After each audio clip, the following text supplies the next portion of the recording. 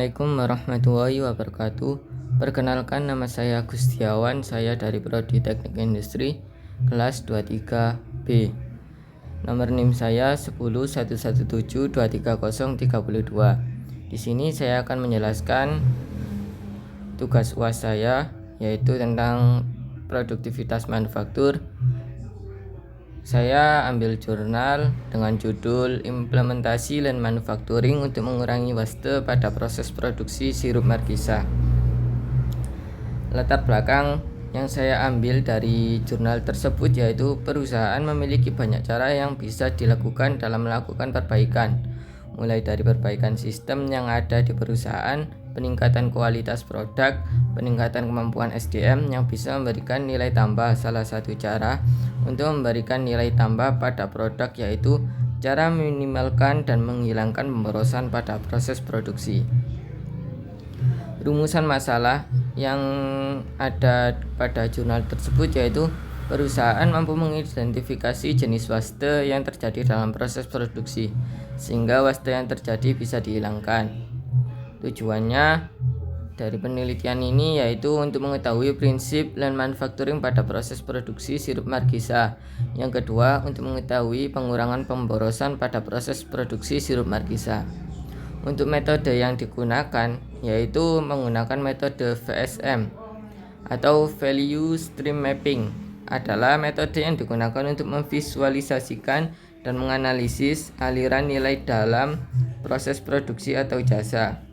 VSM ini membantu mengidentifikasi dan menghilangkan pemborosan, meningkatkan efisiensi, dan mengoptimalkan proses.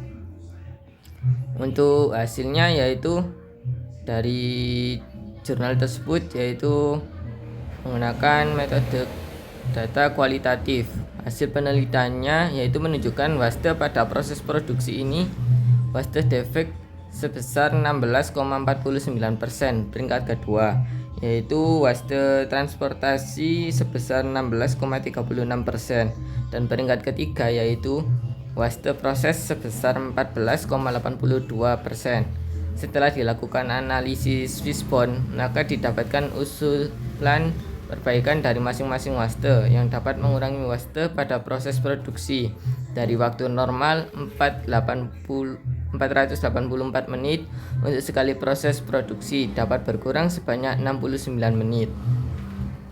Untuk metode pengukuran produktivitasnya yaitu menggunakan Waste Assessment Model atau WAM, yaitu sebuah metode atau model yang digunakan untuk mengidentifikasi dan menganalisis pemborosan waste dalam suatu proses produksi dan aktivitas.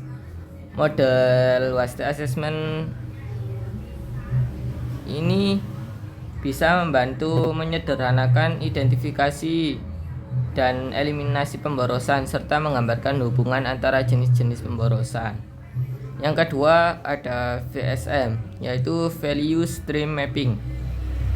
Metode untuk memvisualisasikan dan menganalisis aliran nilai dari awal hingga akhir dalam suatu proses, baik proses produksi, proses layanan, proses bisnis, dan lain-lain.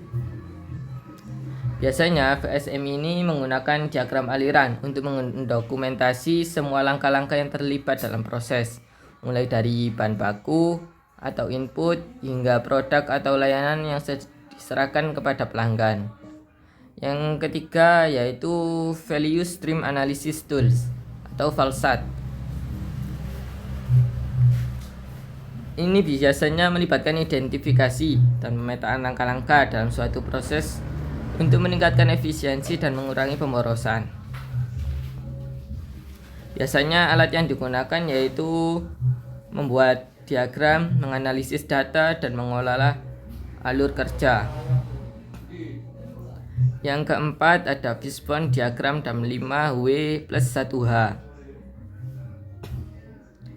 Fishbone diagram ini biasanya untuk menganalisis dan memvisualisasikan penyebab dari suatu masalah tersebut yang telah dihadapi. Tantangan dalam penerapan Lean Manufacturing yang saya dapat ambil dari jurnal tersebut yaitu yang pertama, SDM belum disiplin dan terlatih. Terus yang kedua, layout tidak efisien dan sempit. Dan yang ketiga, mesin tua dan tidak terawat. Mungkin perlu di maintenance terlebih dahulu. Yang keempat, keterbatasan jumlah pekerja. Untuk kesimpulan yang bisa saya ambil, yaitu terdapat pemborosan waste signifikan dalam proses produksi sirup markisa yang menghambat efisiensi dan produktivitas. Kedua, hasil implementasi menunjukkan waktu produksi yang awalnya 484 menit dapat dikurangi menjadi 415 menit, yaitu mengalami penghematan 69 menit. Sarannya yaitu tingkatkan pelatihan dan disiplin kerja. Yang kedua, perbaiki layout dan fasilitas produksi. Yang ketiga, lakukan perawatan mesin secara berkala. Yang keempat, implementasi saran perbaikan secara berkelanjutan dan pertimbangkan menggunakan metode FME atau Failure Mode and Effect Analysis. Sekian dari saya. Wassalamualaikum warahmatullahi wabarakatuh.